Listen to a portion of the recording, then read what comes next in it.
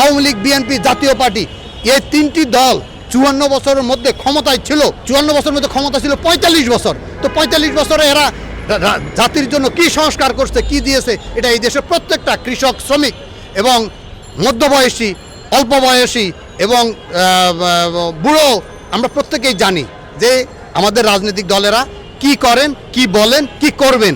কারণ তার উদাহরণ আমি বারবার আমি আমার বক্তব্যে বলেছি, নূর হোসেন শহীদ হয়েছে, স্বৈরতন্ত্র নিপাত যাক, গণতন্ত্র মুক্তি পাক।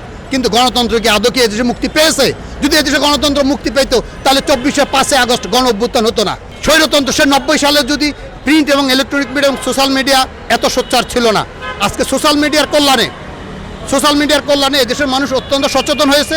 তবে আমি একটি কথা বারবার আরেকটি কথা আমি বলবো, এদেশের সোশ্যাল মিডিয়াকে আমি ধন্যবাদ জানাবো এই কারণে, এদেশের ন্যায়, ন্যায্যতা এবং ইনসাফের যে আন্দোলনগুলা এবার সংগঠিত হয়েছে, সোশ্যাল মিডিয়া যারা অনলাইন অ্যাক্টিভিটিস তাদের কারণে এটা সফল হয়েছে। এজন্য আমার পক্ষ থেকে তাদেরকে স্যালুট জানাই এবং তারা তাদের নিজস্ব প্রজ্ঞা, জ্ঞানের মাধ্যমে এদেশের মানুষের অধিকার সমাজের বিভিন্ন স্তরে পৌঁছায় দিছে। এবং আজকে মানুষ সোশ্যাল মিডিয়ার কারণে অনেকটাই রাজনৈতিকভাবে সচেতন হয়েছে, অনেকটাই রাজনৈতিকভাবে সফল হয়েছে।